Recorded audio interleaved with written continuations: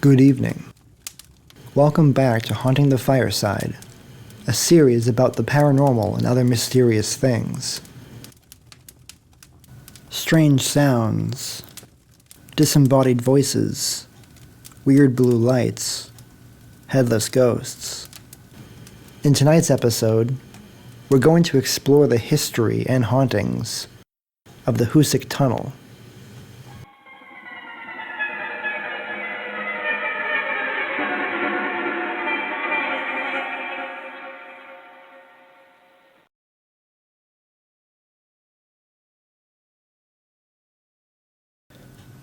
The Hoosac Tunnel is a passage for trains that runs for almost 5 miles, or a little less than 8 kilometers, through the Hoosac mountain range in Berkshire County, Massachusetts. The artwork that you're seeing here is a photo that I had taken of the tunnel's eastern portal, which is located in Florida, Massachusetts. And yes, there is a town in Massachusetts called Florida. The western portal is located in North Adams, a town that is also home to the supposedly haunted Houghton Mansion, which may be the subject in a future episode.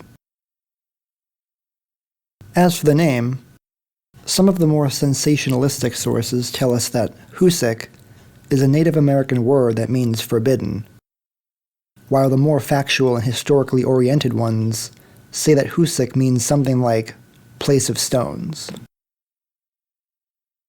The tunnel's construction began in September of 1851 under the initiative of paper mill magnate Alva Crocker. From the 1820s to the 1830s, Crocker worked out of Fitchburg, Massachusetts, having his materials delivered by horse-driven carts all over New England and upstate New York. After years of using this route, he deemed it inefficient, especially going through the Berkshires, where the horses would have to slow down as they climbed over or went around Hoosac Mountain. So he began to promote a charter to build a railroad that would go right through the mountainside. However, the charter didn't get recognized until 1848, and even though construction started in 1851, the project didn't get finished until 1875. There were several reasons for these delays, among them being the fact that, at the time, such a task was considered to be nearly impossible, as it would have involved a lot of technology that was either too expensive to acquire or was yet to be invented. The project's early years involved boring machines that were used to drill holes into the side of the mountain. However, this process proved to be very slow and tedious, as it had been constantly impeded by machines breaking down and overheating. Critics of the project, such as Oliver Wendell Holmes Jr., had dubbed it the Great Bore. Other factors included political and financial squabbles, frequent changes in the management of engineering projects, as well as the American Civil War, which exhausted most of the country's economic and material resources in the 1860s. Around that time, miners started to use gunpowder to blast holes in the mountain. Not only was this time-consuming, as the workers had to gather enough gunpowder to actually make a dent in the hard rock, but it was also dangerous, because they had a very short time to get to safety before the explosions went off.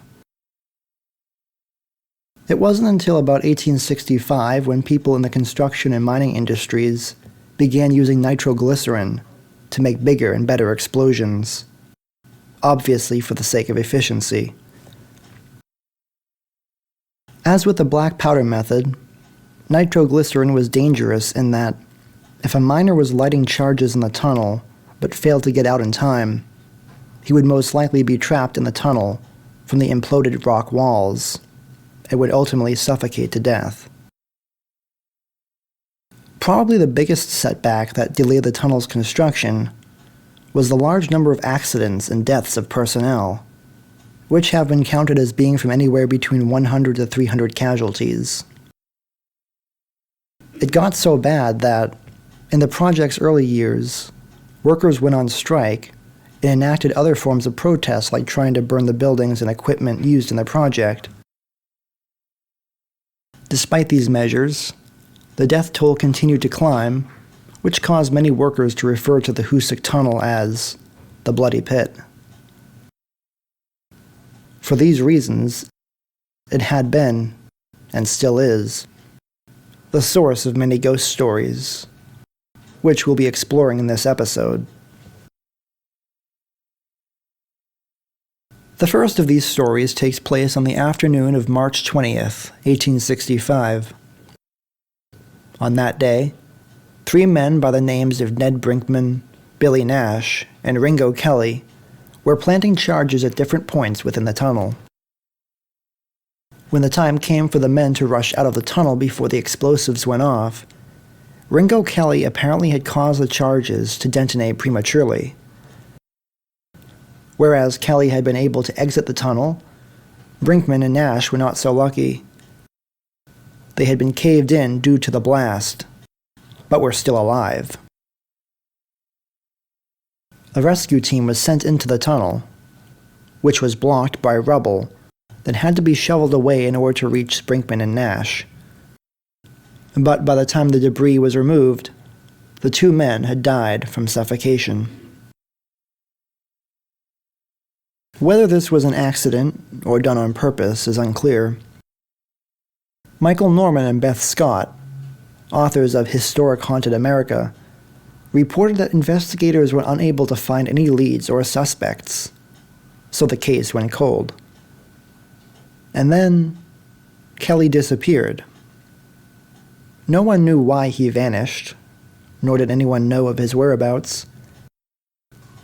In any event, he was gone.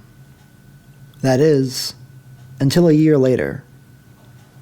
On March 30th, 1866, Ringo Kelly reappeared, but not alive. His body was found about 2 miles inside the tunnel, apparently the exact place where the bodies of Brinkman and Nash had been found a year earlier. As with the investigation and the deaths of the 2 men, no leads were obtained and no suspects could be identified. The cause of Kelly's death was ruled to have been strangulation, as there were the impressions of hand marks on his throat to show for it. But because forensics techniques like fingerprinting don't seem to have been adequately developed at this time, it was inconclusive as to whether it had been a suicide or a homicide. Also, due to the lack of advanced forensics, it was never explained whether Kelly died inside or outside of the tunnel. And so, the death of Ringo Kelly remains unsolved. Sources don't go into details about what these 3 men were like. Some suggest that the other workers suspected Kelly may have deliberately caused the deaths of Brinkman and Nash. After all, he went missing so soon after the incident. Maybe Kelly had a rivalry with the 2 men and found an easy way to take them out. Why else would a man flee the scene unless he were guilty? But why would he return a year later, only to be found, dead, in the same place where 2 men had died a year earlier? In my view, it doesn't seem likely that strangling oneself with one's bare hands is physically possible. I would think that the muscles in the hands and forearms would get fatigued before the person gave their last breaths. This would lead me to conclude that Kelly was the victim of homicide. But if that's the case, then who did it? I think, given the strange circumstances of Kelly's death, and taking into account the possibility of his guilt about having murdered 2 men, that there's something mysterious going on there, but I don't know what. The next event is regarded as the worst disaster that occurred during the tunnel's construction, one in which 13 workers had lost their lives. At this point, it may be important to give listeners an idea of what the work conditions were like on the Hoosac Tunnel project. Above the portals where workers were blasting and drilling into the mountain, there were 3 main stations, or shafts, positioned along the top of the mountain. These were suitably named the Eastern Shaft, which was located on the mountain's eastern side, the Western Shaft, which was located on the mountain's western side, and the Central Shaft. At these 3 workstations were structures called hoist buildings, from which miners could be lowered down by a large bucket into the tunnel. This allowed them to access the areas to which they were assigned for their shift. In the latter half of 1867, the eastern and western shafts had been dug, as they were at the ends of the mountain, and so were the easiest tasks to complete. This was an important part of the project, as these shafts increased airflow, so that heat from the explosives and drills could circulate, and so that workers would not be suffocated from the fumes. Some sources diverge on the exact date of this incident, so I'll just go with the one that most agree on, which is October 17th, 1867. On that day, miners had been forging a passage in the mountain from top down that was to serve as the central shaft. While the men were working, a gas-powered lamp leaked and met with flames from a candle in the hoist building. This caused an explosion, which destroyed the pumping stations, flooded the shaft with water, and caused the hoist to fall into the shaft, dragging with it 13 workers. The workers were buried under tons of debris and were exposed to noxious fumes from the fuel-powered equipment. A rescue was attempted the next day, but the odor was too unbearable, and so it had to be called off. At the time, only some of the miners' bodies surfaced from the water in the shaft and were given a proper burial. However, the rest of the group was still missing, though they were presumed dead. More than a year later, the workers revisited the site. After having drained the water and cleared the debris in the shaft, they discovered the corpses of the remaining miners, which were lying on a raft that the men had apparently made before they died. Michael Norman and Beth Scott share an interesting account from journalist Glenn Drohan of the North Adams Transcript, now the Berkshire Eagle. Drohan joined the North Adams Transcript in 1985 and passed away in 2011 at the age of 59. Drohan writes, "During the time the miners were missing, villagers told strange tales of vague shapes and muffled wails near the water-filled pit. Workmen claimed to see the lost miners carrying picks and shovels through a shroud of mist and snow at the mountaintop. The ghost apparitions would appear briefly, then vanish, leaving no footprints in the snow, giving no answers to the miners' calls. But as soon as the raft-bound miners were found and given a decent burial, the visitations ceased." I was unable to locate Drohan's article on the Hoosac Tunnel, so I don't know how he got the account that Norman and Scott are citing here. While it makes for a good ghost story, it's possible that Drohan fabricated it, perhaps by mixing imagination with hearsay. But to be fair, this and the Kelly mystery are far from being the only weird happenings that surround the Hoosac Tunnel. In September of 1868, the year after the death of the 13 miners, mechanical engineer Paul Travers, who had been assisting on the Hoosac Tunnel project, and who also had been a highly respected cavalry officer for the Union during the Civil War, toured the tunnel with a man known only as Mr. Dunn. Michael Norman and Beth Scott cite a letter that Travers had written to his sister soon after his visit, dated September 8th, 1868. The men constantly complain of hearing a man's voice cry out in agony, and refuse to enter the great shaft after nightfall. Mr. Dunn has reassured them time and time again that the strange sound is nothing more than the wild winds sweeping down off the mountainside. Our work has slowed to the point where Mr. Dunn asked me to help him conduct an investigation into the matter. Last night, Mr. Dunn and I entered the great tunnel at exactly 9 p.m. We traveled about 2 miles into the shaft, and then stopped to listen. As we stood there in the cold silence, we both heard what truly sounded like a man groaning out in pain. As you know, I have heard this same sound many times during the war.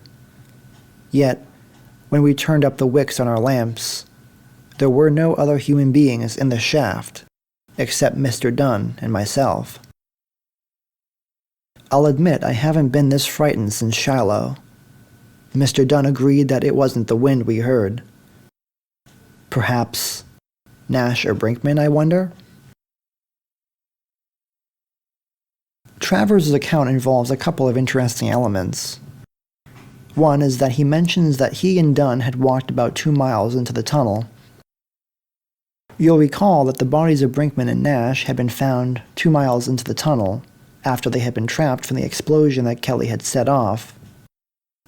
It's also the same distance into the tunnel where Kelly's body had been found at the time of his death. The other element is that he immediately ascribes the sound that he and Dunn heard to that of a dying man. This makes sense because of Travers' background, which he was able to draw upon to identify it that way, having heard it so many times during the Civil War. Travers was so convinced that it was the sound of a dying man, or the ghost of one, that it frightened him, even more so than his battlefield experiences. Also, since this was at nighttime, I can't imagine that someone would have been working in the tunnel, to say nothing of the fact that the workers were reportedly too afraid to even go into the tunnel at night. From the skeptical angle, it's possible that this experience could be chalked up to the power of suggestion. Maybe Travers and Dunn thought they were hearing a dying man cry out, because they would have expected it, given their location. Dunn could have been aware of the story about the deaths, and Travers most certainly knew about them. But the way Travers relayed his experience, it seems more like he and Dunn had just been walking, and only stopped when they heard the noise, as if they had not expected it. Another explanation could be that the sound had been caused by a wind passing through the tunnel. Dunn had actually used this as the explanation for the sounds the workers were hearing. But I'm not so sure about this, because Travers described that he and Dunn had been standing in the cold silence. This would suggest that the air had been calm that night, which enabled them to hear a distinct sound from somewhere in the shaft. If we were to be fair, that is, being skeptical, but without dismissing Travers' claims outright, this account is rather inconclusive. Taken on its own, it would be easy to point to some natural explanation. However, 2 other men were to have a similar experience a few years later. 5 years after the explosion of 1867, in 1872, James R. McKinstry, a drilling operations superintendent, visited the tunnel one night with a Dr. Clifford J. Owens. Michael Norman and Beth Scott report that after their visit, Dr. Owens had written about the following experience and published the article in a Michigan newspaper. The same account can be found in A Pinprick of Light by Carl R. Byron, head of the Hoosac Historical Society and author of books about railroad history. It runs thus.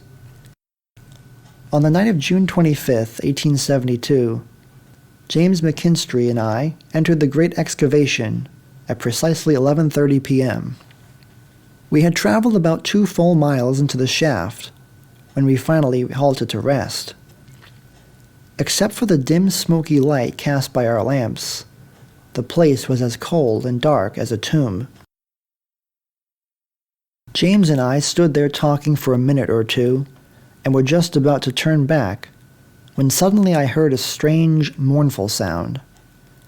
It was just as if someone or something was suffering great pain.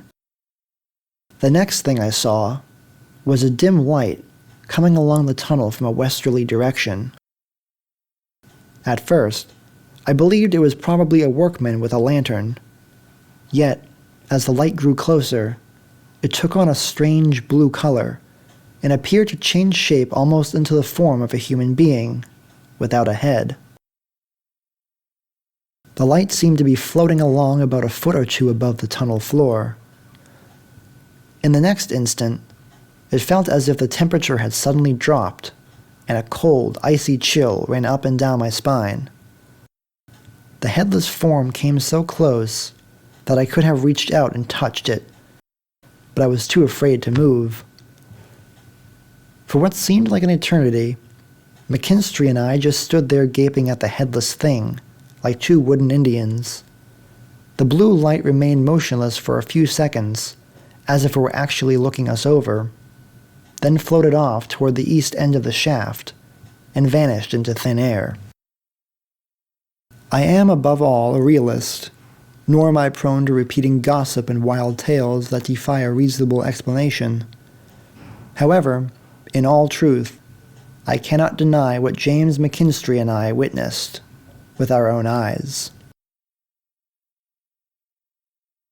Unfortunately, sources don't identify the newspaper in which this article appears, and I have been unable to locate anything about the figure of Dr. Clifford J. Owens. I also what kind of doctor he was for McKinstry to have brought him along on an expedition into the tunnel. My guess is that he was a parapsychologist, seeing how the Hoosac Tunnel had been clearly gaining a reputation for being haunted. Nevertheless, as with Travers and Dunn, Dr. Owens and McKinstry had also gone into the tunnel, late at night, and stopped about 2 miles in. One thing that struck me was that Dr. Owens described the tunnel as being cold, despite this happening in the summer. When I went to the tunnel a few years ago, I recall how, despite it having been a warm, sunny day in early October, the air became markedly cooler the closer I got to the tunnel. However, there doesn't seem to be any discussion about this temperature drop in other sources, so evidently, there's likely some natural explanation. Another thing that I find worthy of attention in Dr. Owens' account is that he seems to have critically examined and reflected upon his own experience. He goes into a little more detail than Travers had, and he appears to have been a reasonable person who is not prone to exaggeration. Also, the fact that he wrote the article for a Michigan paper leads me to assume that he came from Michigan to see the tunnel, but again, for reasons not known to us. Because of that, Dr. Owens might not have known too many details about the deaths that had occurred up to that point. He didn't attribute the strange activity as having been caused by the ghosts of dead miners. So, unlike with the Travers' account, we may be able to rule out the power of suggestion as a factor. Thirdly, in addition to the sound of someone suffering great pain, similar to the dying man in Travers' story, they saw a floating blue light that took on a vaguely headless human form. At first, the men thought it was the light from a workman's lantern. However, as it approached them, they realized it was something else. I find it difficult to challenge this account since, at this point, we have a total of 4 witnesses to similar phenomena at roughly the same 2 miles distance in the tunnel. 2 years later, There was the disappearance of a hunter named Frank Webster in October of 1874. According to Michael Norman and Beth Scott, Webster had been missing for 3 days. When he was found by a rescue party, he had been stumbling along the banks of the Deerfield River, which runs by the tunnel's eastern portal, reportedly in a state of shock. Here's how Norman and Scott relay the details. Webster said that strange voices had ordered him into the Hoosac Tunnel, and once inside, he saw ghostly figures wandering about. Suddenly, something seized his rifle from his hands and beat him over the head with it. When the searchers found the hunter, he had no weapon with him, and he couldn't recall leaving the tunnel. I have some questions about this story. First, how could a ghost, if we are to understand them to be non-physical beings, come into contact with and manipulate a physical object, such as Webster's gun? This question had been raised in a previous episode, in which a person's keys had been moved around and thrown to the floor from a counter several times, the cause of which was thought to be a ghost. Second, why did the ghost, if that's what it was, attack Webster? Had he provoked the spirits somehow? And as for his gun, was it ever found? That part never gets explained. From a natural perspective, Webster's state of shock and memory loss may be attributable to his head injury, which could have resulted in amnesia. Amnesia is basically a loss or impairment in memory retention, either of past events or learning new skills, that is sometimes accompanied by confusion or disorientation. The condition is most commonly caused by severe head trauma, though it can have other causes such as dissociative disorders, PTSD, or drinking too much alcohol. Some amnesiacs may sometimes exhibit a symptom known as confabulation, which is when the patient unintentionally fabricates memories that are supposed to fill in the blanks, where details remain fuzzy. With this in mind, it's possible that Webster told his story with some of these false memories. Maybe he fell and dropped his gun somewhere and hit his head in the process. Maybe after suffering an injury to the head, he was now in a daze and wandered into the tunnel for a while before walking out. Given how brief this account is, with little to no description of the ghosts, unlike the more elaborate accounts of Travers and Dr. Owens, I think there is a strong case for amnesia as the explanation for this story. I'll provide links to relevant sources on this condition in the video's description, so that listeners can read up on it for themselves. The only thing I can't adequately explain is Webster's having heard strange voices and seen ghostly figures in the tunnel. Since we don't know anything about Webster himself or his mental health, I don't think it's fair to call his experiences hallucinations. A couple of things are worth keeping in mind for later in this case. One of them being the idea of these ghosts communicating with the living. The other is the potential for the ghosts to harm or attempt to harm people who are working near the tunnel. Norman and Scott also discuss a story about a man named Harlan Mulvaney who disappeared while he was driving his horses and wagon through the tunnel. Apparently, the horses and wagon had been found in the woods days later, but Mulvaney simply vanished. However, there aren't enough details to help us determine whether this disappearance was paranormal, and there aren't too many other sources that corroborate this account. By the end of 1874 and the beginning of 1875, the construction of the Hoosac Tunnel was wrapping up. This put an end to the hundreds of deaths and injuries that had been accumulating over the past 24 years. But apparently, it didn't stop the mysterious events and ghost stories from piling up. In his 1989 book, New England's Mountain Madness, folklorist Robert Ellis Cahill had met and talked with Carl R. Byron, railroad historian and head of the Hoosac Historical Society, about the hauntings in the tunnel. According to Byron, men were hired as track walkers soon after the tunnel's completion in 1875. Their job was to monitor the stretch of railroad that ran through the tunnel, ward off trespassers, and make sure the line was clear of obstructions. They would start from one end, walk to the other end, take their lunch breaks, and then backtrack through the tunnel to where they had started. As Cahill relates through Byron, one man claimed to have once seen a ghost during his 25 years as a track walker. In the story, the man began his day as usual, starting his patrol at the western portal. He strolled through the tunnel, carrying a lantern with a knapsack sloughed over his shoulder. Once he reached the eastern portal, the man sat down on a slope that flanked the train tracks. He opened his knapsack and began chowing down on some lunch. When he was done, he got up and made his way back into the tunnel for the second half of his walkthrough. The track walker saw that everything appeared to be as normal as it had been the first time around, at least until he got to the center of the tunnel.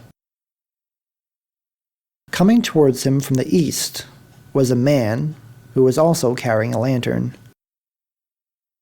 The track walker assumed that the man was another railroad worker, based on his mode of dress.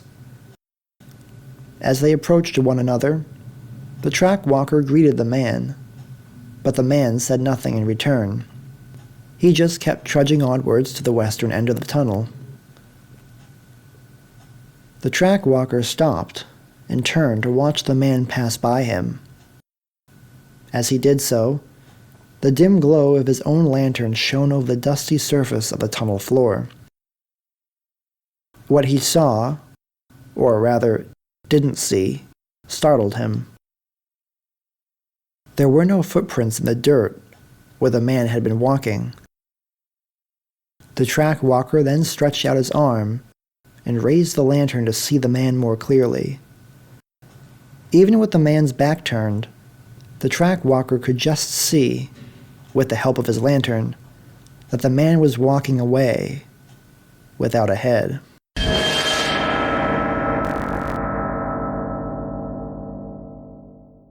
Because this is Cahill relaying what Byron had allegedly told him, I'm a bit skeptical as to how this particular story had been put together. Surprisingly, it doesn't appear in Byron's book, A Pinprick of Light, which has a chapter devoted to the Hoosac Tunnel's legends. Besides that, I haven't been able to get a hold of his other works to see if he had personally written about this account. That is why I'll provide a link to a list of books by Byron, including the one I mentioned, so that listeners can sift through them for any additional information about it. One of the most recent accounts of the Hoosac Tunnel hauntings has come down to us from a 1977 article that appears in the Berkshire Sampler. It was written by Eileen Cooperschmidt and includes her interview with a man named Joseph Impoko.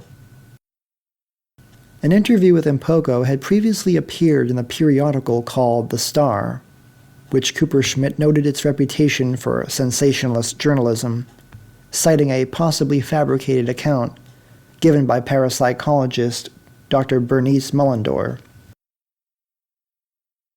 According to her interview with The Star, Dr. Mullendore had investigated the tunnel herself.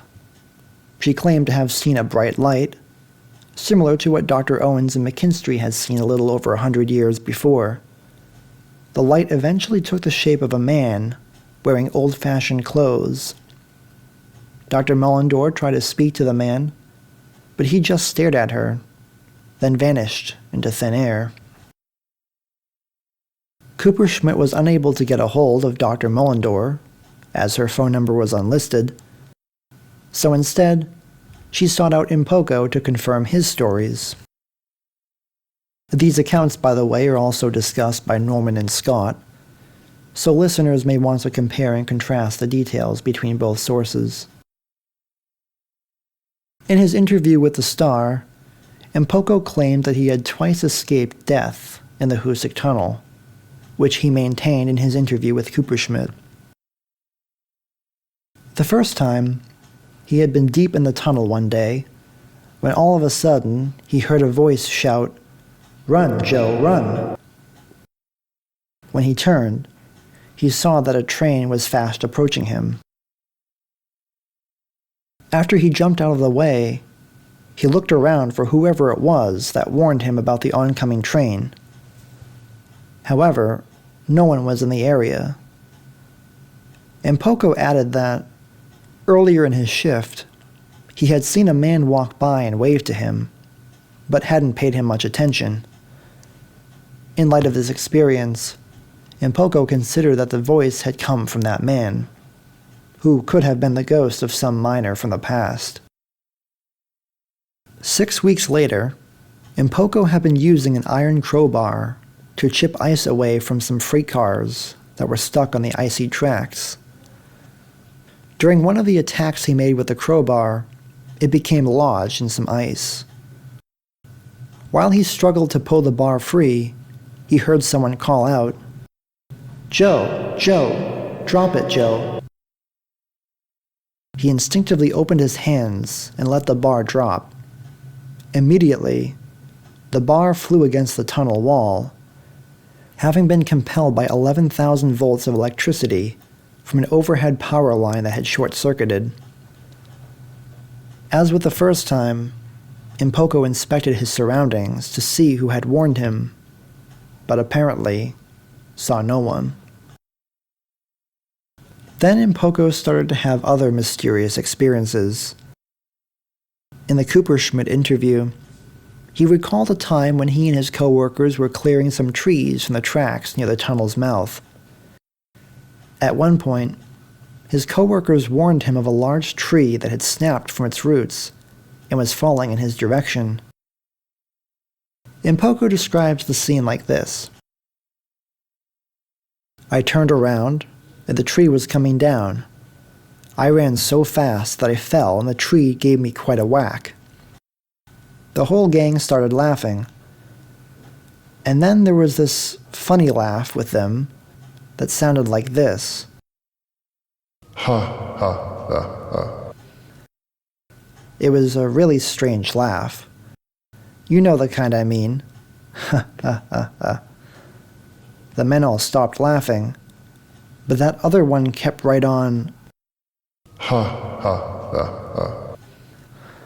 All the way down the valley. Mpoko continues by saying that the other 8 members of his crew all died soon after the incident. 2 months later, Mpoko quit his job and moved to Springfield, Massachusetts, where he became a poultry farmer. From then on, Mpoko would return to the tunnel every year, claiming that the ghosts had told him that something would happen if he didn't.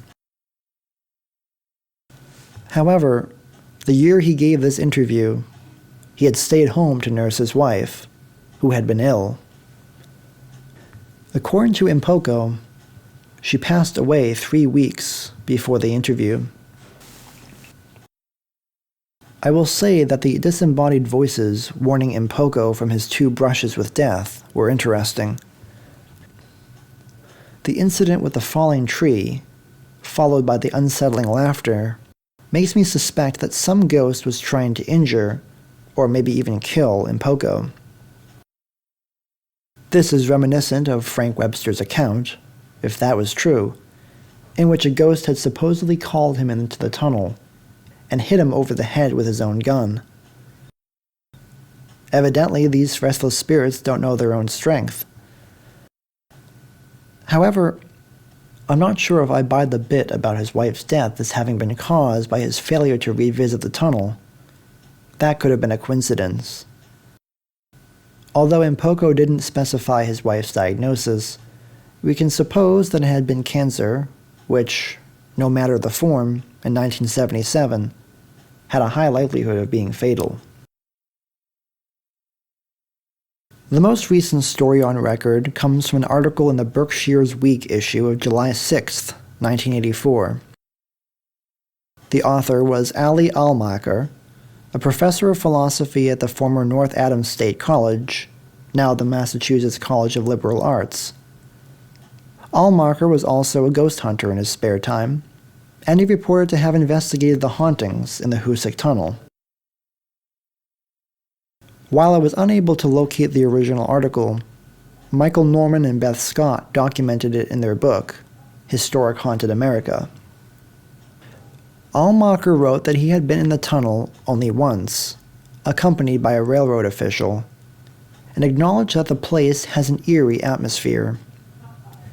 He described having the uncomfortable feeling that someone was walking closely behind me in the darkness. It would tap me on my shoulder, or, worse, pull me into some unknown and unspeakable horror at any moment. Almacher also reported that some students had taken a tape recorder and left it turned on in the tunnel. When they came back for it, they played the recording, which featured muffled human voices. I'm actually curious to hear what those voices sounded like, but unfortunately, no such recording has been preserved or shared. Is the Hoosac Tunnel haunted? A lot of people seem to think so.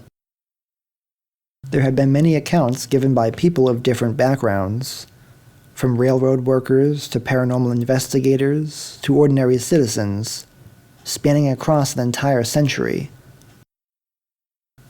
Some of them may have some basis in fact, while others are possibly or probably fabricated.